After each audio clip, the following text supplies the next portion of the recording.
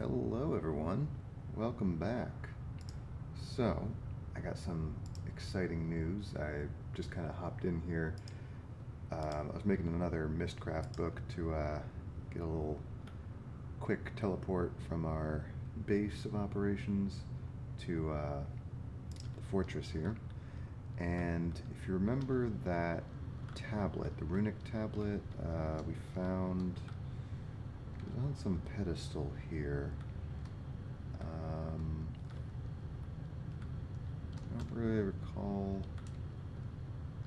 I thought it was at the top. Oh, these guys are up here too. Yeah.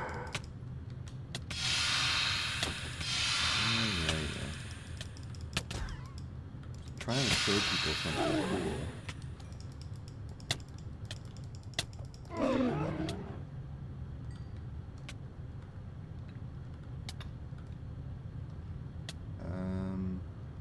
Well, anyway, found that runic tablet, and I opened. There was one of those locked doors here, and I just right-clicked it with it, and it opened it. Now, there was another one at the top, which. Okay, so that's kind of like a diamond shape. Where was it? Okay, there was this one that kind of looked like the tablet, and I think I tried clicking on this one in the last stream, and it didn't do anything. And I think there's one more that looks sort of like a sword. Yeah, it looks like a sword. But since I was able to open one down here, our way forward is open. And I guess we just gotta find like some other artifacts to open more doors. Not really sure what they are yet. I mean, one of them looks like it's going to be a sword.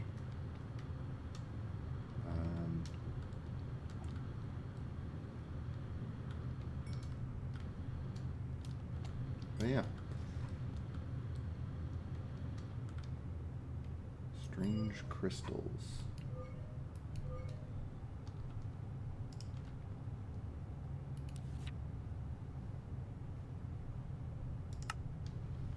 Anything about strange crystals?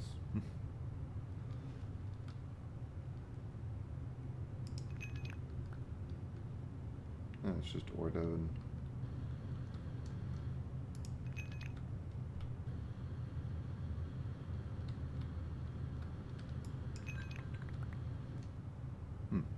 Looks like they were serving as lights.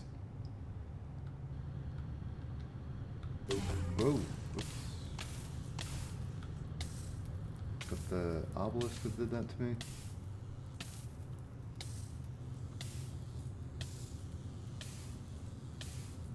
Huh.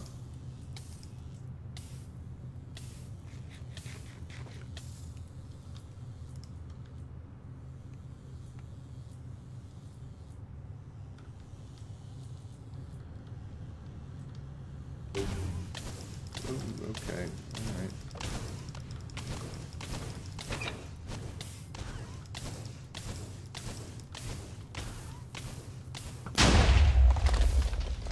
These things really knock you back.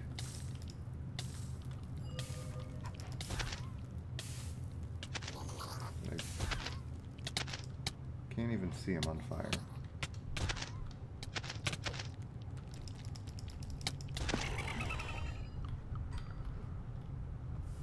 Did I get buzzed?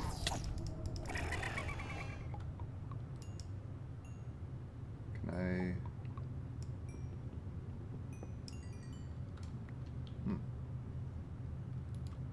Uncommon urn. Void metal. Okay.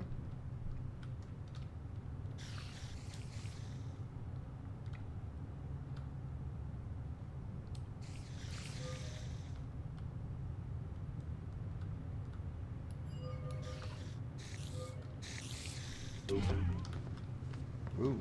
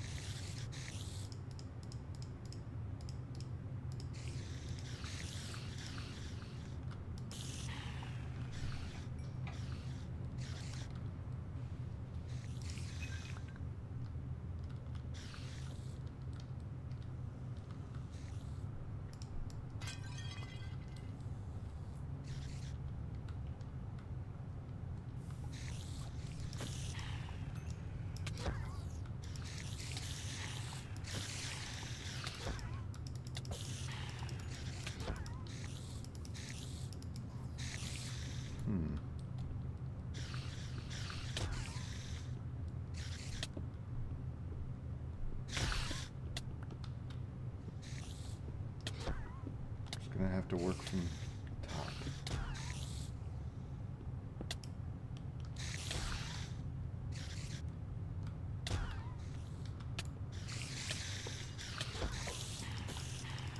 No more mine spiders.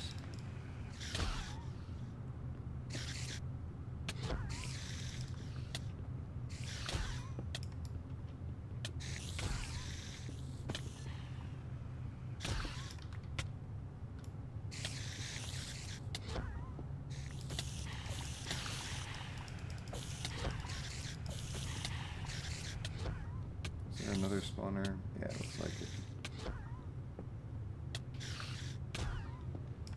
Actually, wait a minute. Can I...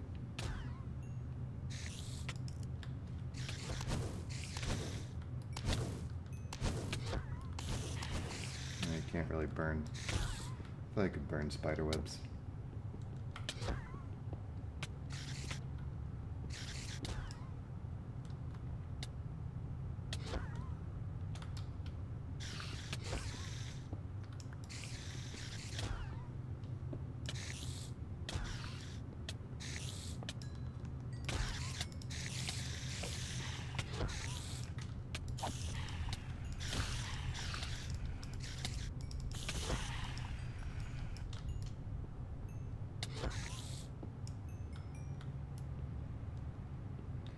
Alright, let's just clear this passage real quick.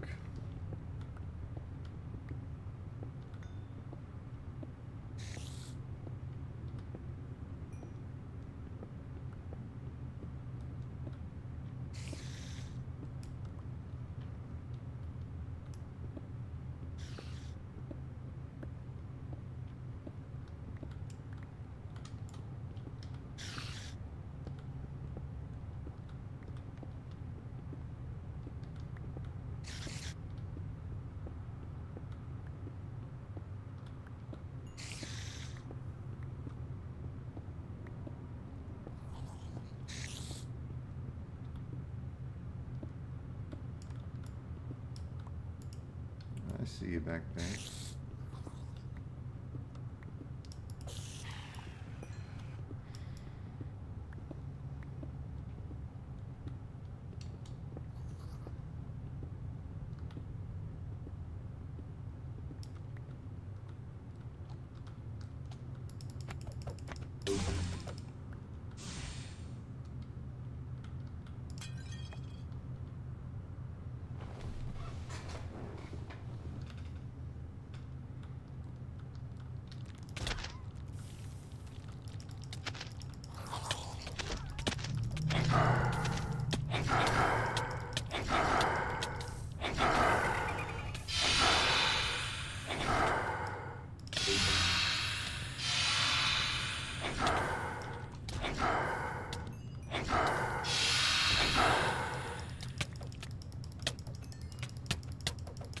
Guardians, you just showed up like a minute ago. Can you get a break?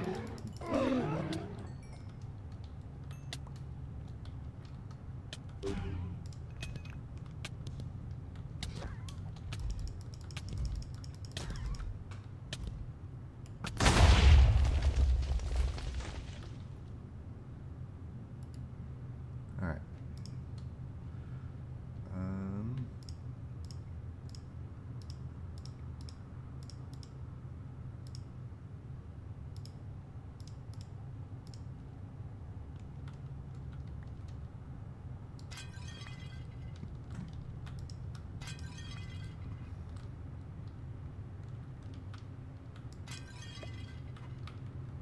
Oh, what do we got?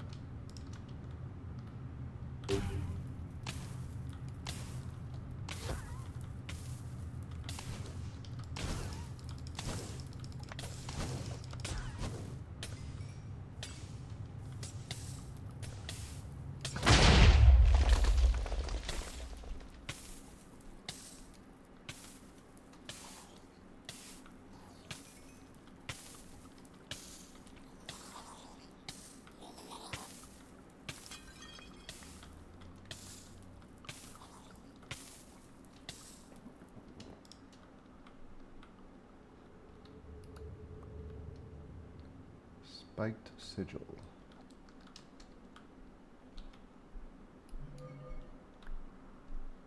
Okay.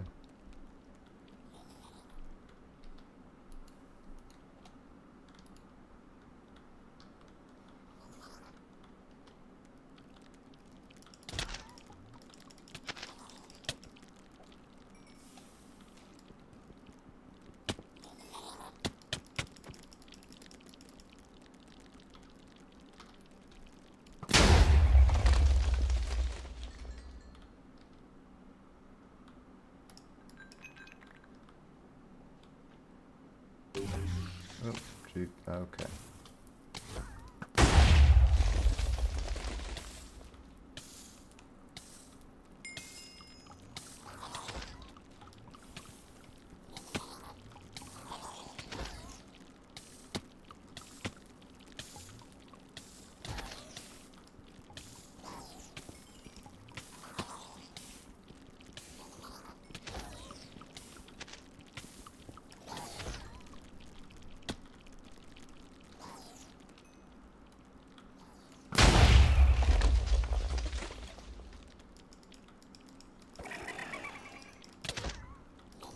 Oh god, it blinds you.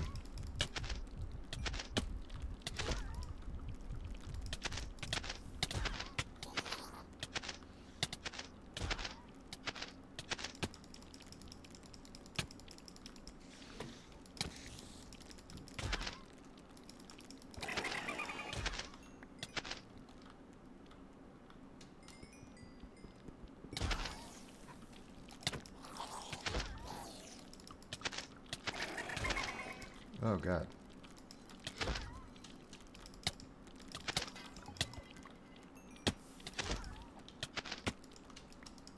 Where is it all coming from?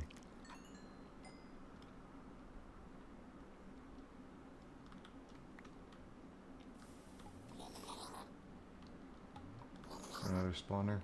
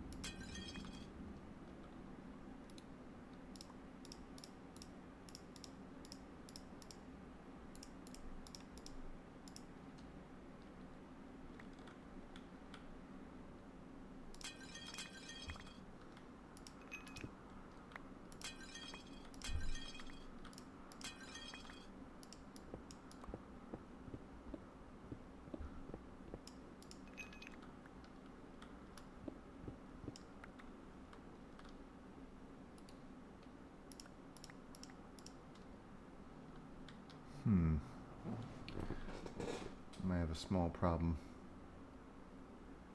And our backpack's full.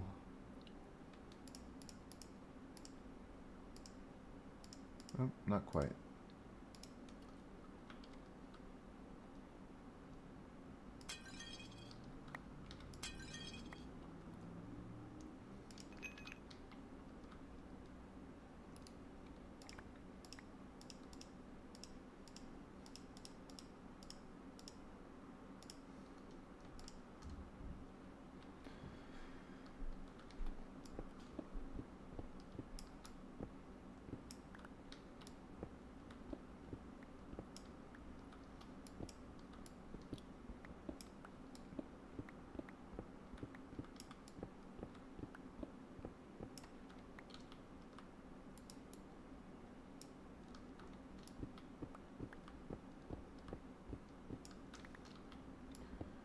Crusted stone.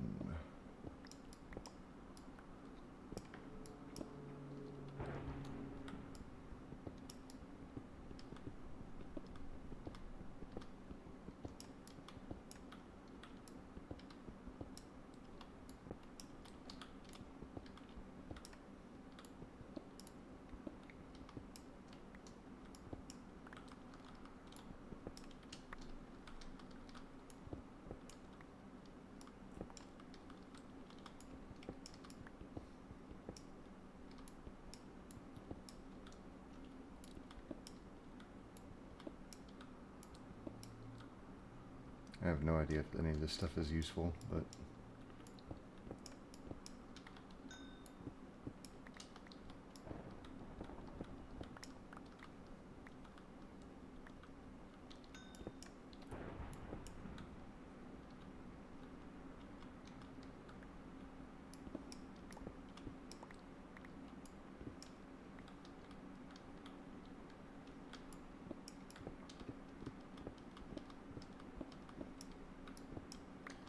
Figured I'd clear the walls, see if there's anything behind them.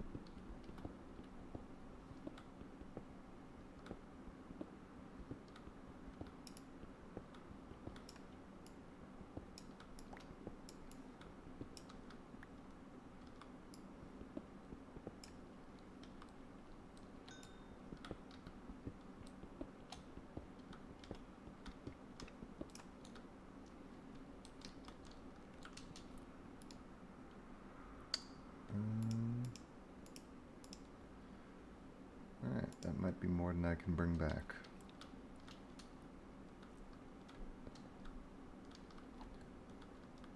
So, let's see.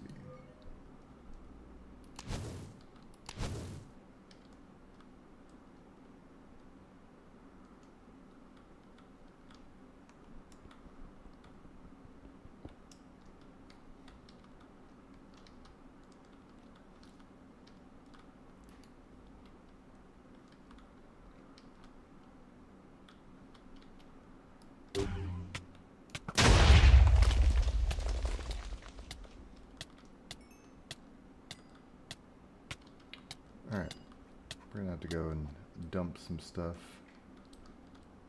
Oh, damn, that nearly killed me.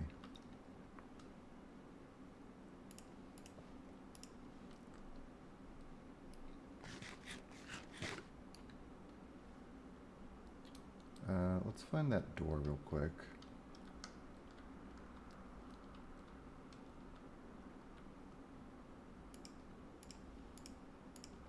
Is it this one?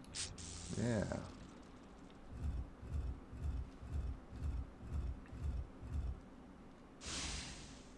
Okay.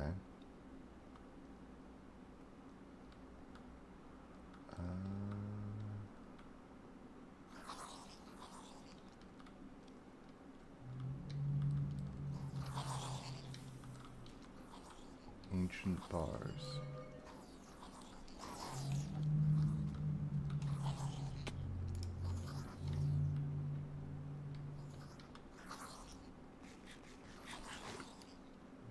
What are you?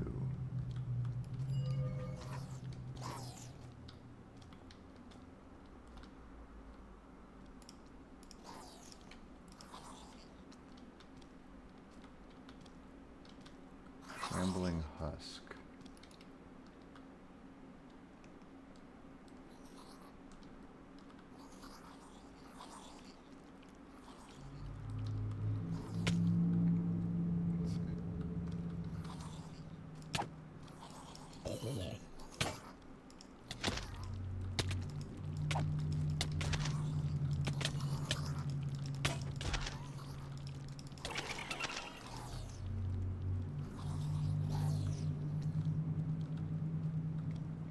There's spawners. Yeah.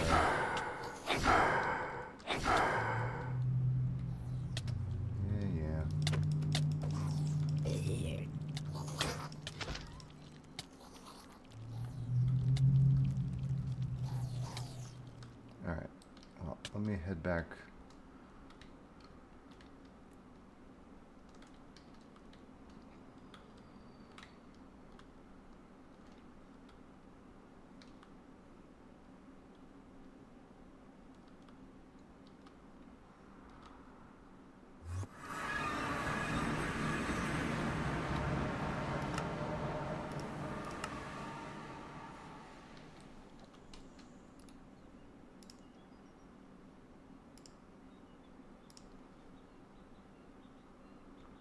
I don't know if that actually... Okay. Wasn't sure if it replaced it on my hands or not.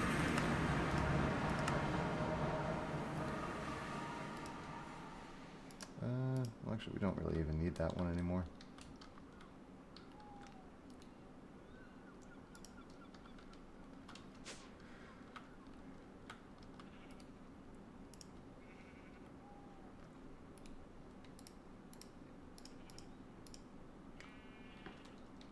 Does this have any uses?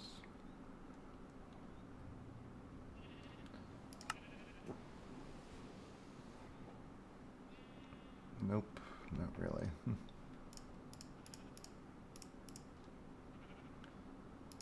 so we got the shambling husk.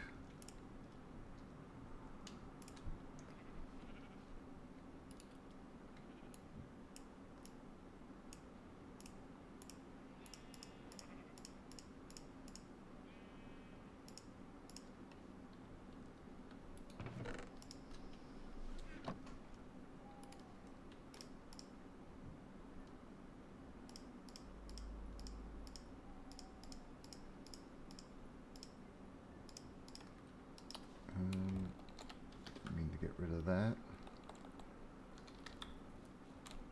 What was that called? A steak?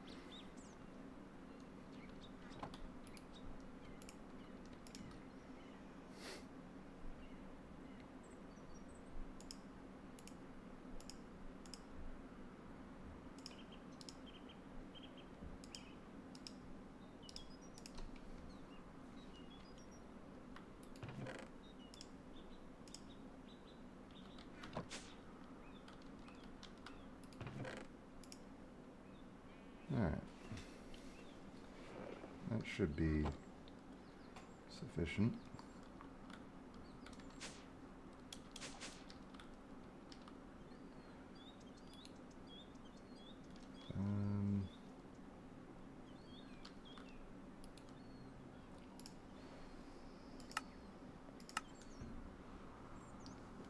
Fire protection.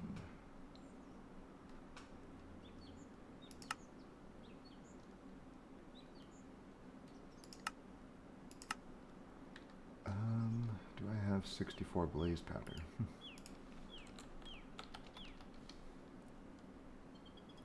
Not really.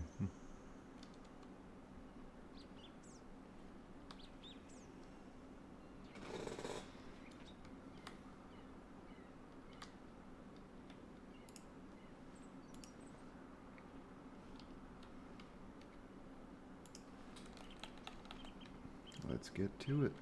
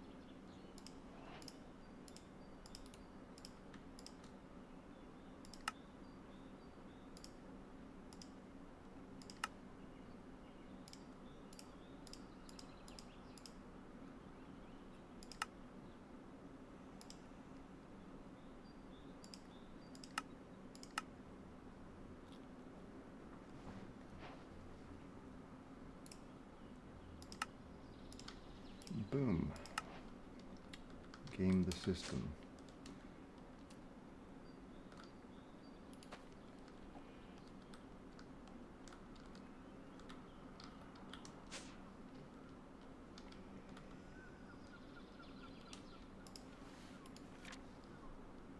Oh. Eldritch crabs, or helmed crabs, are a most unusual and unnatural creature. I am convinced these creatures are the result of magical tinkering.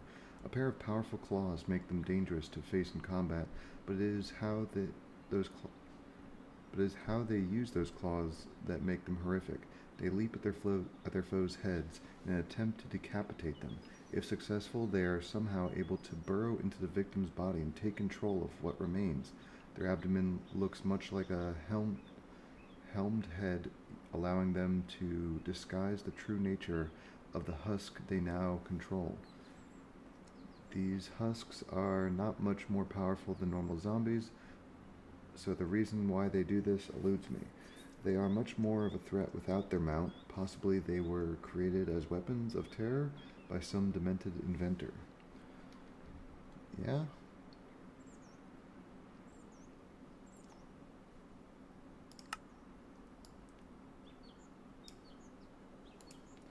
Occult Bestiary. I'm dedicating this side of Revelations chapter for any of the different types of Crimson Cult members I encounter. Is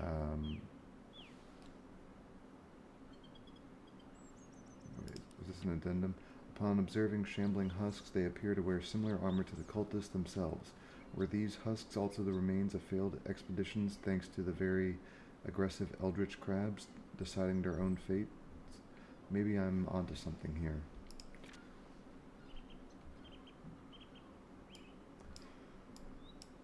Okay. Wait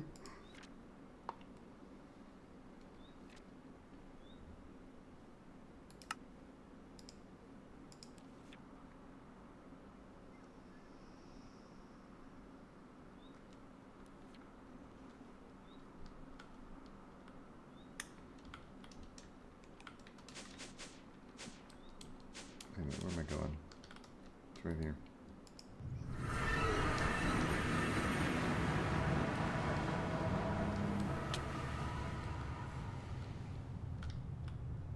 Okay, so we unlocked this one. We didn't really go over here.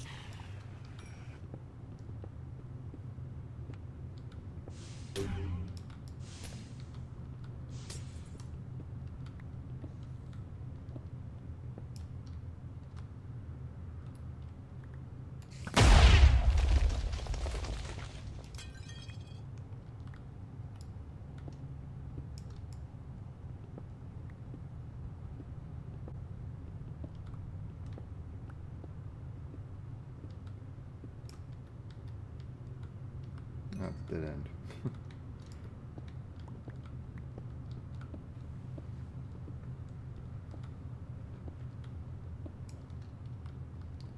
Alright, up to their prison cells now.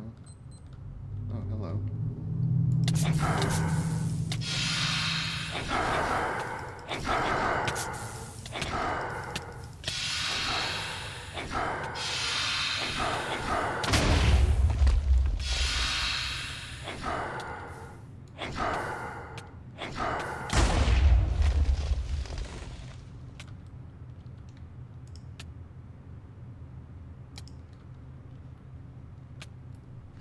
Give me my stake of healing.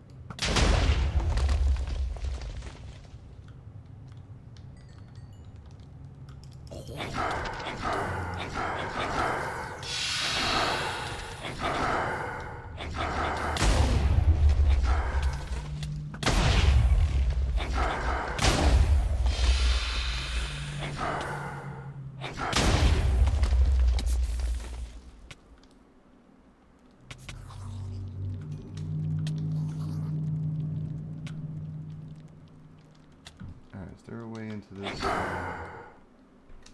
bunker of theirs?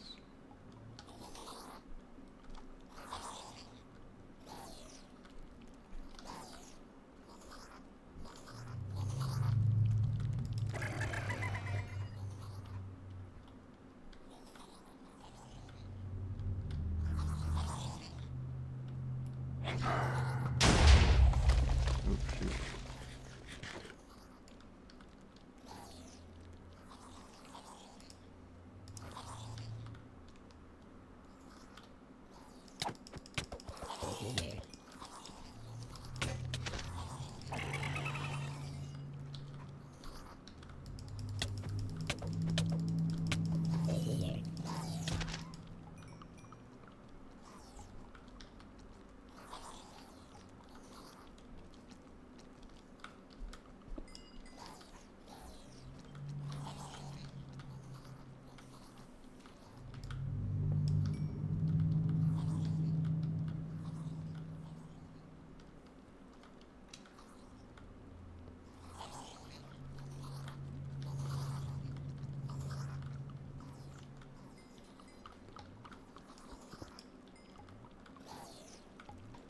Hmm.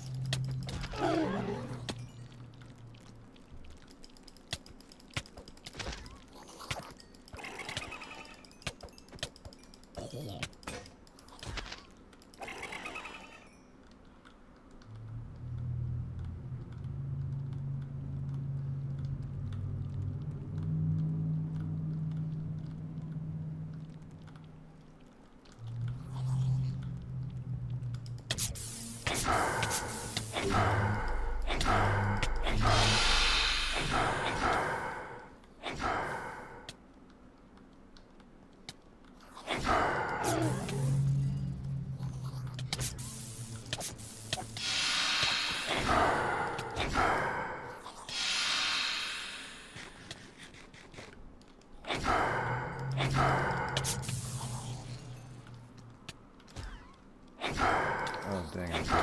Make one.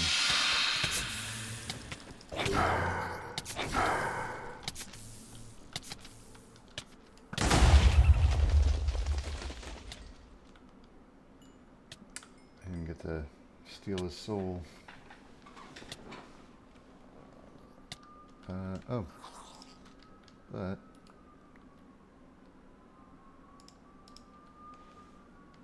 there's that.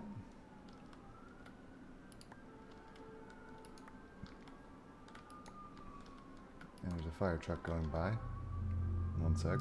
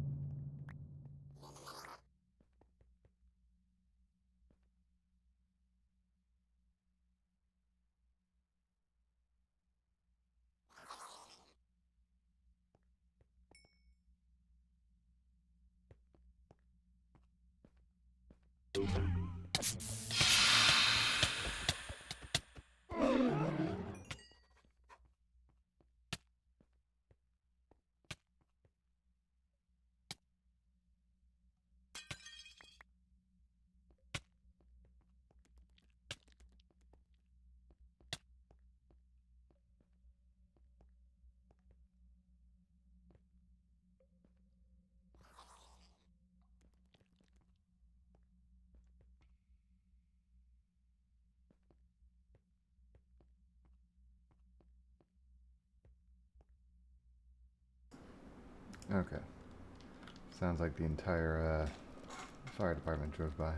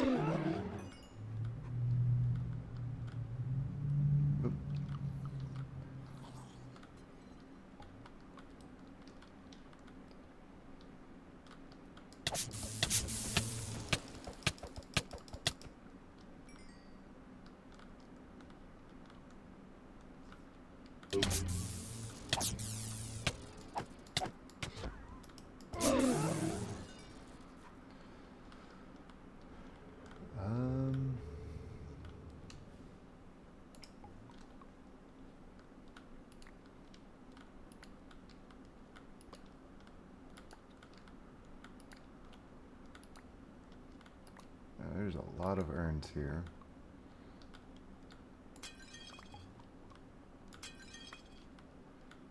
Try to break some of them, but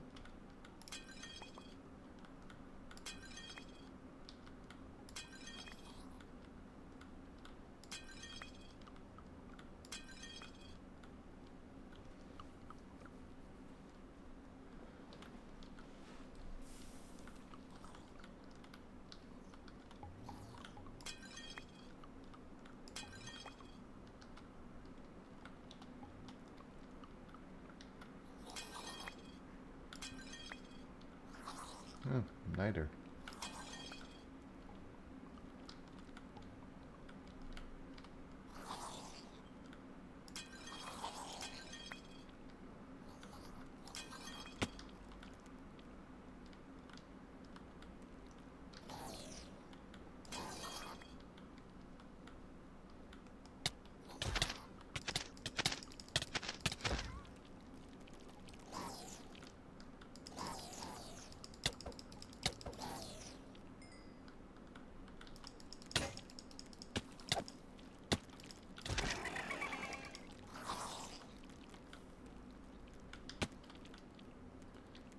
Alright, it seems like there might still be a spawn point for these guys there.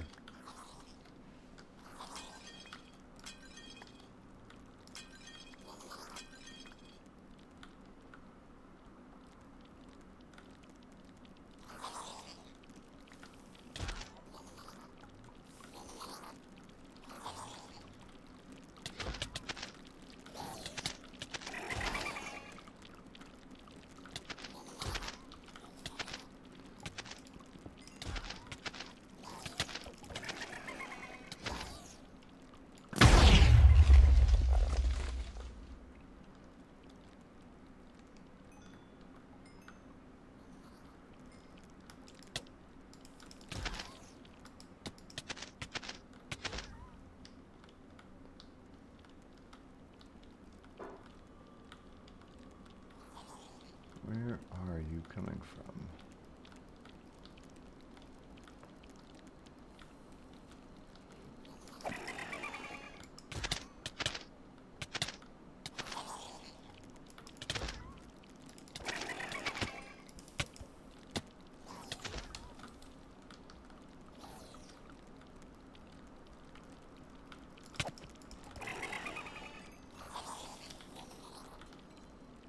Ah,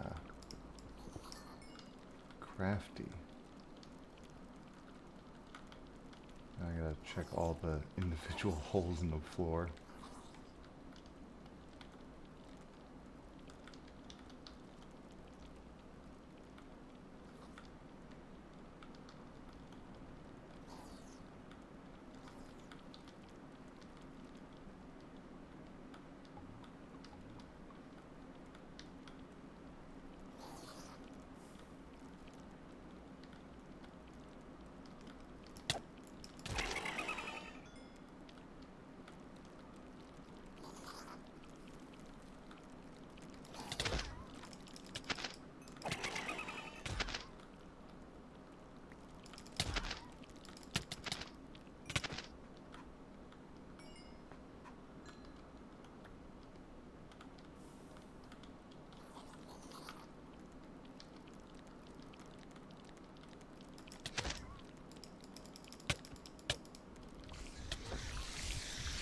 Oh, and there's the mine spiders.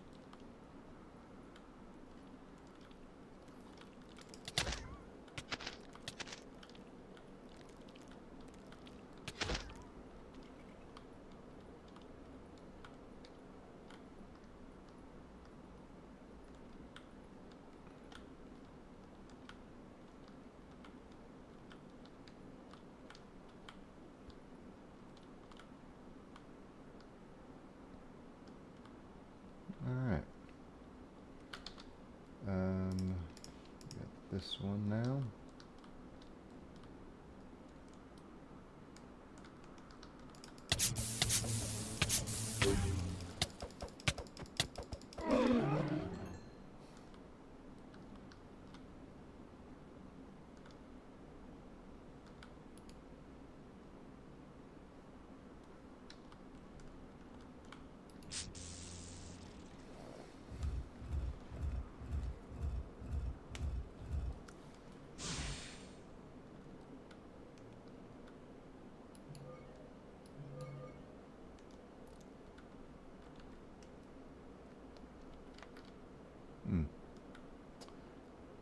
Let's go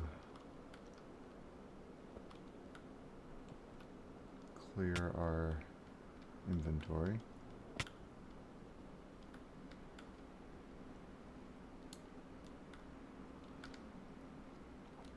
Need to bring up a pedestal next time we're...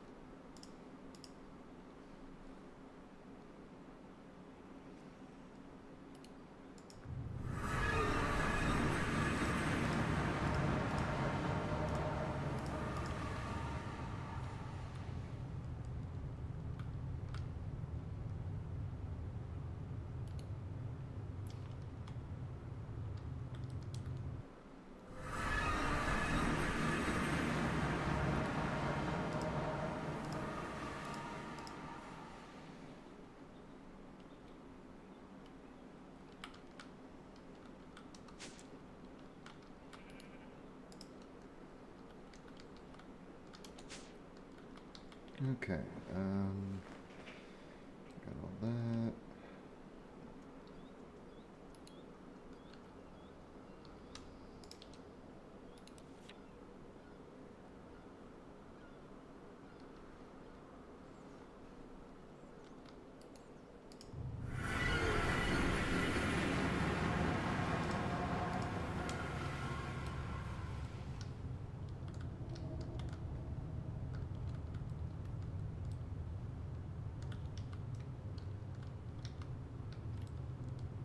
That was the prison.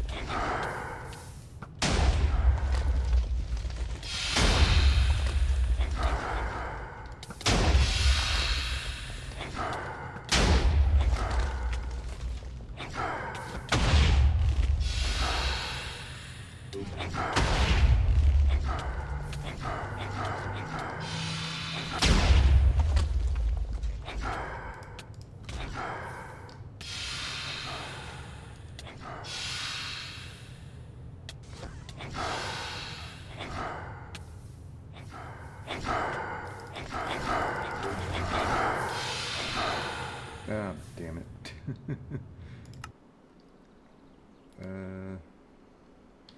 Okay. Let's get our stuff back.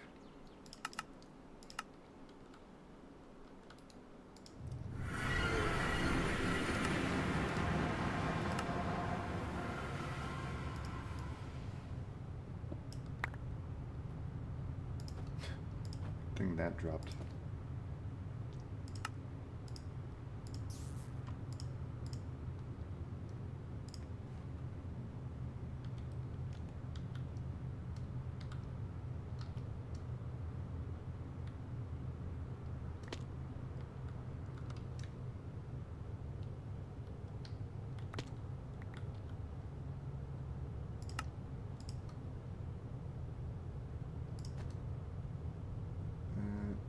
That.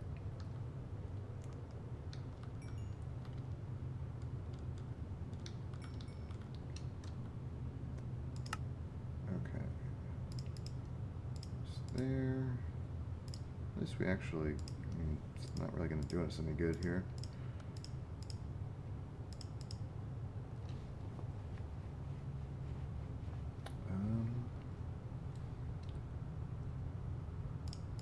Do need a pick. Soul vials. And it wouldn't hurt to have that out.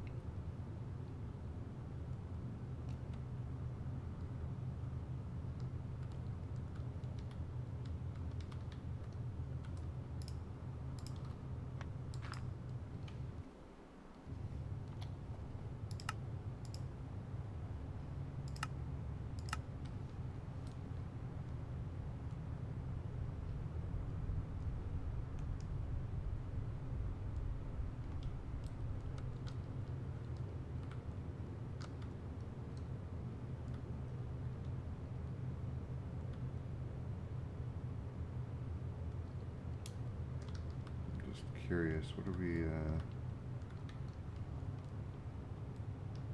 guess there's staircases on the side.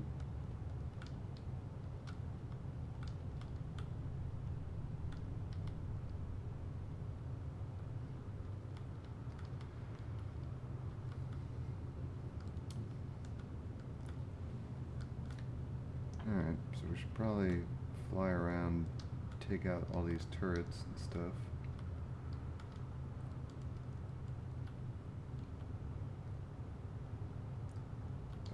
Did I have anything else on me?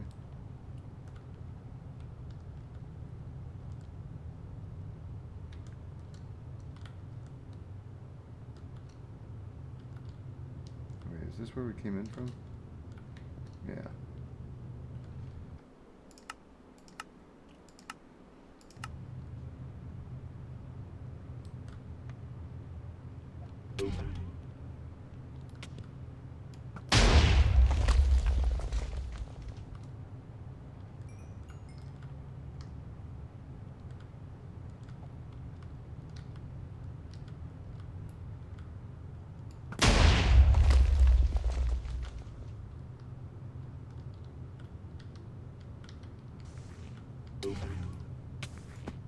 Damn. What the hell is that thing?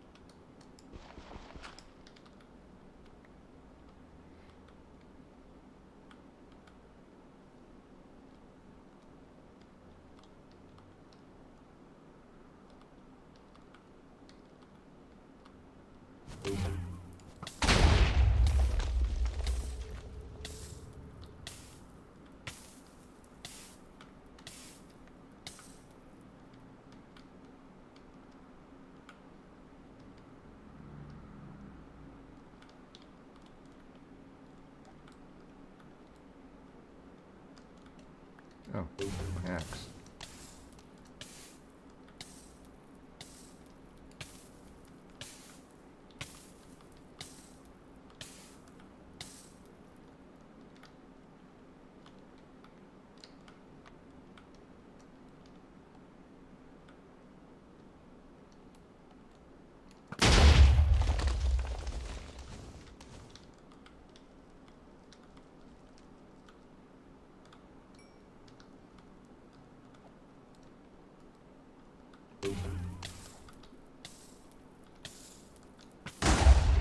Hiding in the fire.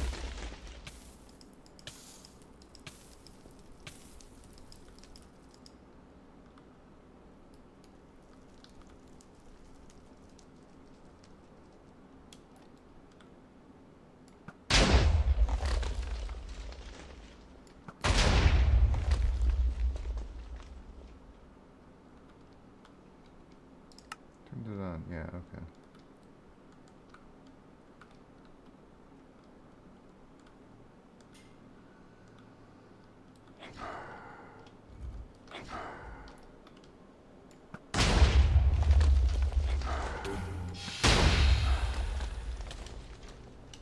Ooh.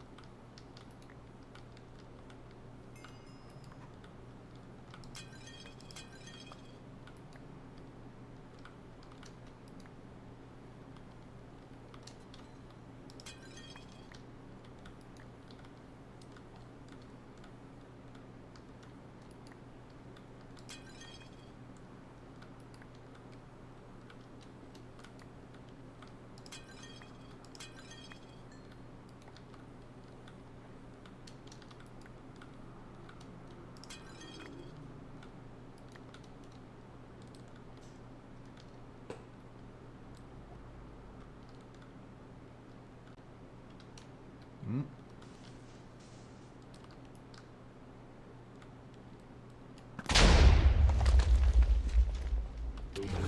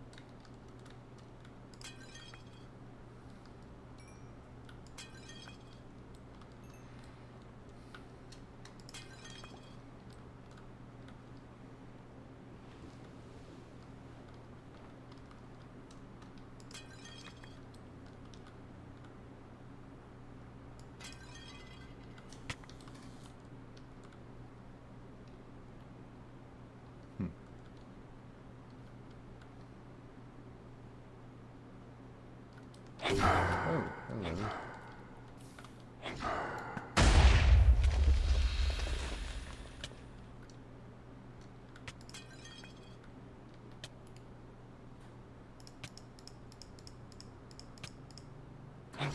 Primordial pearl.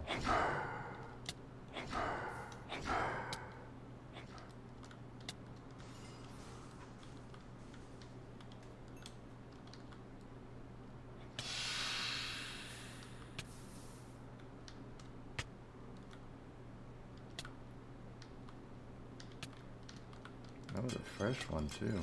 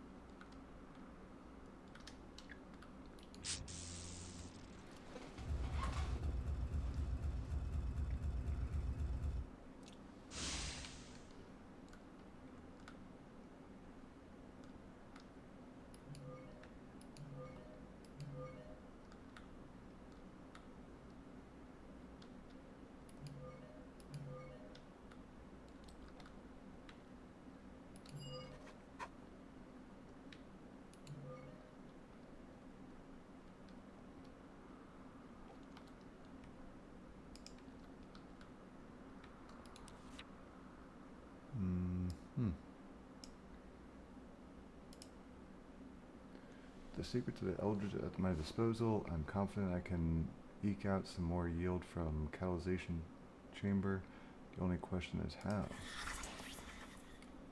Is there anything else these miraculous primordial pearls can't do? By infusing alchemist stone with the essence of a pearl and some native mineral clusters, I can increase its power. The resulting catalyst stone produces what I call Eldritch clusters, which when smelted yield 3 ingots instead of 2. I hesitate to call the resulting process purification, particularly given the significant chance of flux each operation, but the results cannot be denied. Perhaps there are other things that I can amplify with this stone. I should experiment to find out.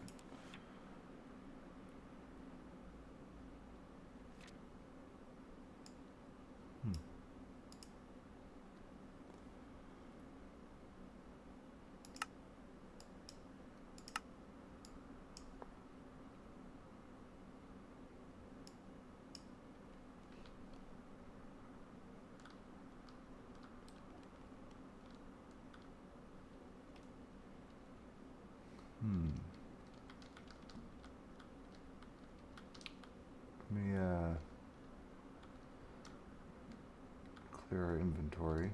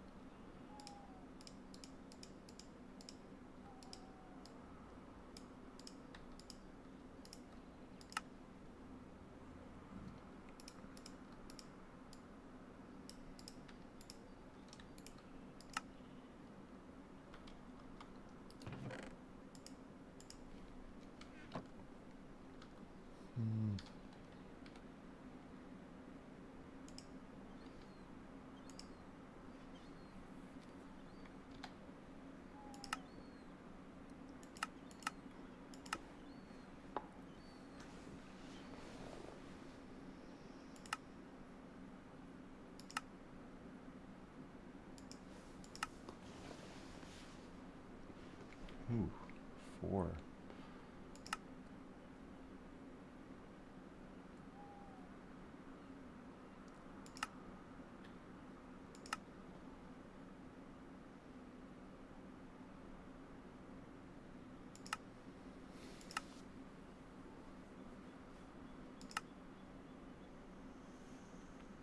Eldritch Blood Orb. Cleansing Charm.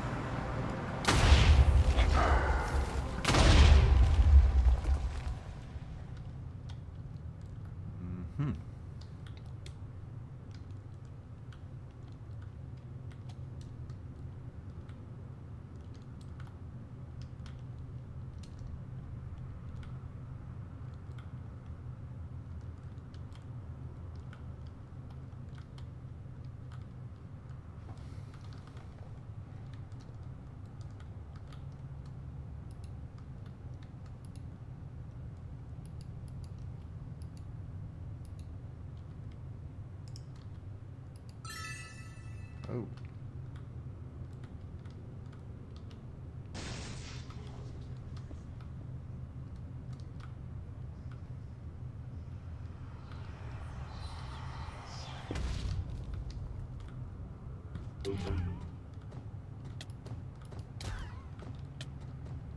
This entity is blacklisted. Oh.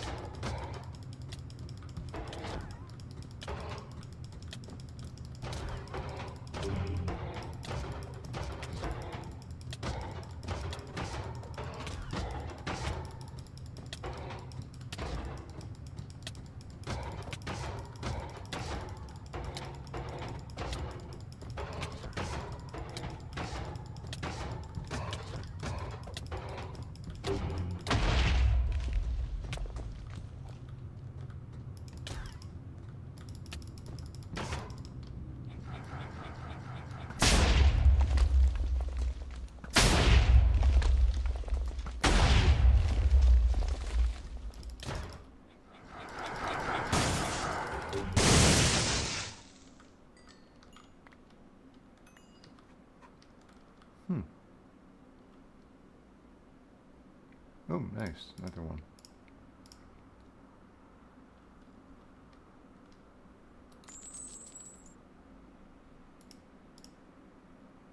Writing is difficult to read, but powerful knowledge lurks within these pages.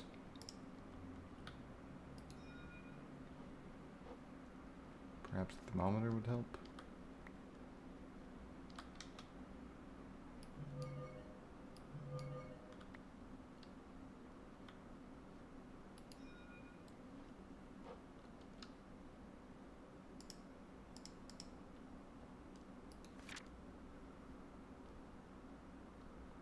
Oh, I didn't scan him, did I?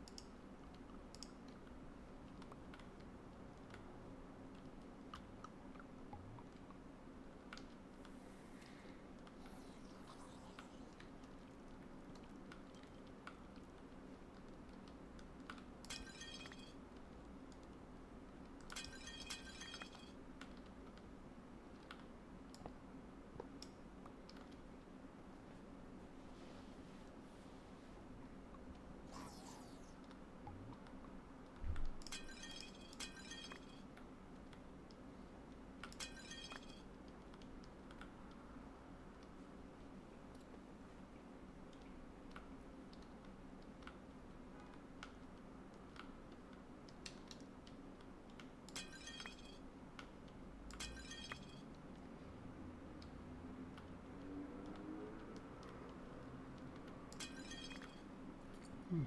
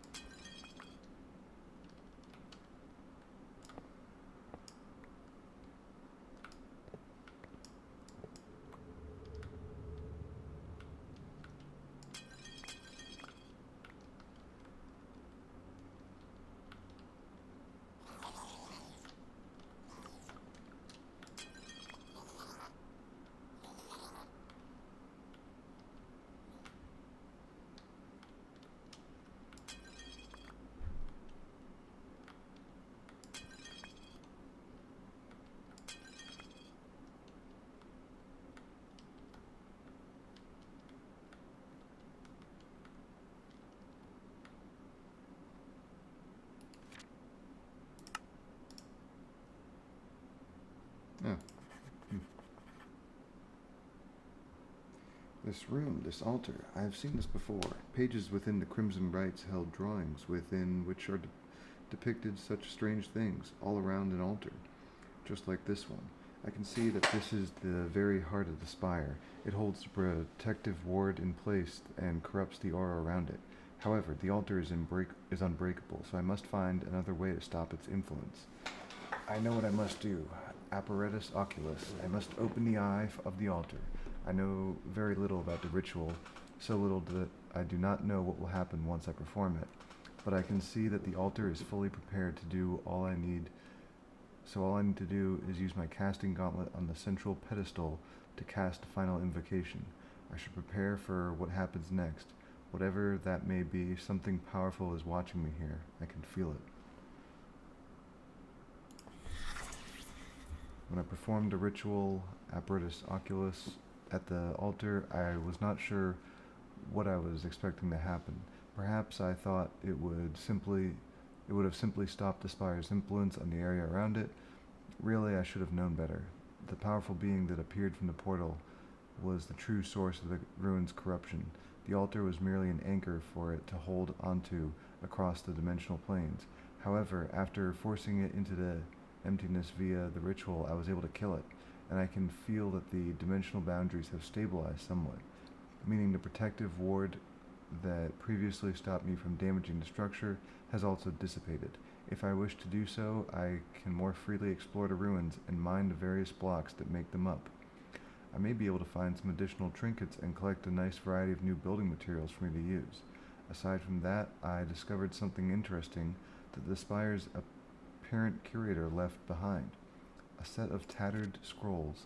I did not know why the being dropped them, nor how such ancient scrolls have managed to survive intact. But after scanning them, I can see they contain knowledge incredibly useful to me, most likely about auramancy and impetus. These will be the key to my continued research. I shall write about them more in a further entry. Despite my success in stopping the malicious force that these ruins held, I can sense that the aura in the emptiness is still twisted. I am certain that other eldritch spires may be found here, each containing another ritual altar anchoring another malevolent being to it. If I so wish, I can repeat what I have already done and fight my way through them. While this will be tiring, I will almost certainly gain more useful trinkets and resources. For future reference, the first door of the spire is opened with impetus cast from a gauntlet. The various other doors are opened with keys found throughout other parts of the spire, and the ritual altar in the final room can be forced to summon the spire's master by using my casting gauntlet on it. After all of this, I am left with some questions though. What is the true purpose of these spires? Why do they hold such a variety of trinkets and resources? Will I find further copies of these ancient scrolls in different spires? What are these beings, and how have they become so powerful? I believe this is no accident, that I found these notes, but I must continue my research. I must.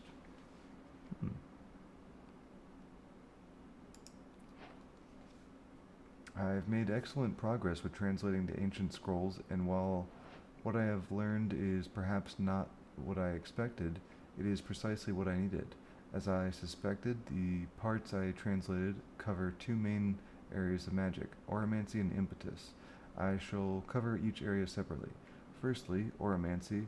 This was one of the areas of translation that confused me the most, and for a very good reason. It seems that the aura of the distant past was quite different than the one I am familiar with.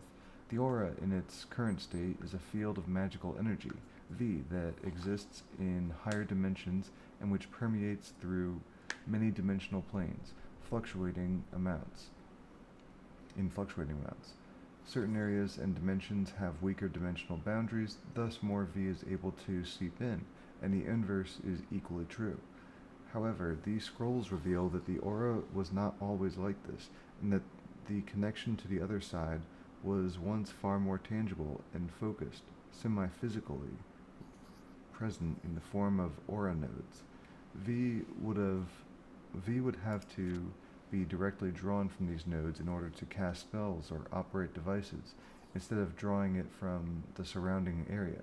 Furthermore, the V would come naturally attuned to different aspects, as opposed to having to manually attune the V via essentia crystals or foci. This explains some of the oddities in design I noticed about the older wands I abandoned in favor of my gauntlets. They were designed for a very different version of the aura. Something very clearly happened to the aura nodes, and based on some rough theory working I performed, I can ascertain that they dispersed over a very long period of time.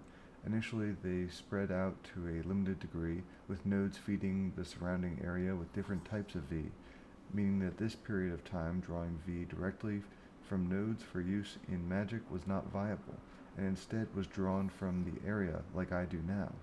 Eventually, this dispersion became so severe that the nodes vanished entirely, leaving only numerous tiny invisible dimensional cracks from which pure, non-attuned V could flow through. However, I am fearful as to what may have induced this process.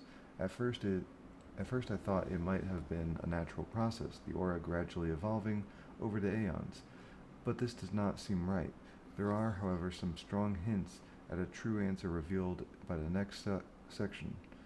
Secondly, the scrolls provided some tantalizing hints about impetus and how I might be able to better manipulate it. Notably, the text in this section of the notes is hastily scrawled, and the tone within seems to be far more urgent. While the writer seemed perplexed as to the nature of impetus, a feeling I can attest to, they did manage to provide me with a formula for a specialized jewel that can effectively resonate impetus energy, which should allow me to properly focus, transport, and use it. In essence, I should be able to transmit impetus in the form of energy beams given some extra research. I was a little puzzled as to the somewhat contradictory nature of the ancient mages' understanding of impetus, though, since they had struggled to find a way to create impetus reliably despite their knowledge of how to properly focus and transmit it. However, I kn- now, however, I now believe they were able to easily channel impetus because they already had familiarity with using the ancient form of V in a similar fashion, transporting it as an energy beams energy beams via crystal relays, and thus they already had a starting point to use for impetus. But as for their inability to summon it, this implies something far more sinister. The only reason I can see for an accomplished ancient thaumaturge being unable to reliably create impetus is that they did not have access to all the magical phenomena that I do. In the nature of V and the aura, if the nature of V and the aura has changed over the aeons, then that mean the nature of flux has never been fully consistent either? The presence of aura nodes would almost certainly have a big impact on how it would behave, and while I think the creation of flux rifts might not have been possible in their presence. If this is true, then there would be no reliable way to summon impetus energy, and thus an ancient thaumaturge would have to rely on some other, likely far more dangerous means of obtaining it. This troubles me. If flux rifts are a recent phenomenon, at least in terms of the vast timescales that entire universes operate by, then might this mean that something is forcibly attempting to shape reality in order to enable their creation? While this could be an entirely natural process, something about this all strikes me so utterly twisted. What is happening to the aura to make it so corrupt?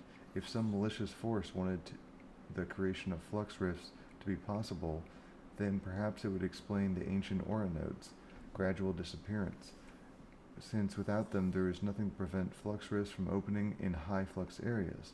But if this is all true, then why would this force want flux rifts to be open at all? And how would it be able to manipulate the aura so entirely so to make aura nodes vanish? Do dimensional fractures and the emptiness play a part here, perhaps? I am loath to fully admit it, but if all of this is true, then I can only think of one force powerful enough to induce such a change in our world, the Eldritch. They want something with our world, with those who occupy it, with the Crimson Cult, with me, but I do not know what it is. I don't even know if I would be able to fully comprehend the answer, if it was right in front of me, but I must continue my research nonetheless. Perhaps with this discovery I have been granted a great potential for power, and I know I can use my power to bend reality as I see fit. They will not stop me. Some might say they would travel to hell and back to see their goals through, but the nether is nothing next to all the places I've been to, all to further my understanding of the forces that underlie magic. Oh wow, this expanded. Expanded impetus. And the autocasters. I've already had success in the creation of automated weaponry, with automated crossbows being rather effective for use in ranged defense. However, despite the complex magical mechanisms used in their creation, they still only fire mundane arrows. Although potion-tipped arrows can create some interesting effects. I personally have the option to use a different means of ranged attack in the form of foci, so I now wonder if it is possible to automate this as well. This will not be a simple matter, however, since casting even simple foci requires an understanding of the ebb and flow of magical energies involved, and knowledge of how to correctly focus V, both of which require an intimate connection with the aura. Making a mere machine do all this will not be an easy task. Fortunately, it seems I am not alone in this train of thought, as my recent discovery of ruins in the emptiness has revealed ancient automatic spellcasters held within, which I may be able to reverse engineer in order to design my own.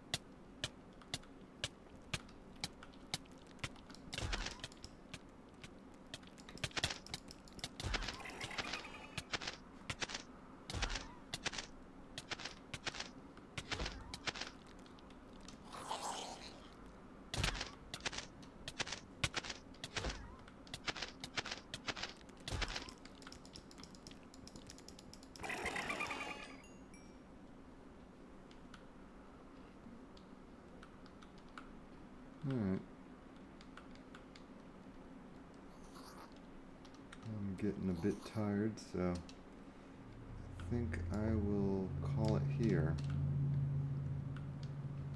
So, hope y'all enjoyed, and hope y'all have a wonderful night. It was fun clearing this tower out.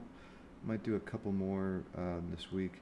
I want to find, so I guess we can't capture the Eldritch Guardian thing or construct. I still want to hopefully find one of those greater Crimson portals and see if we can capture that. So that'll be something I work on this week, weekend, whatever. Anyway, take care.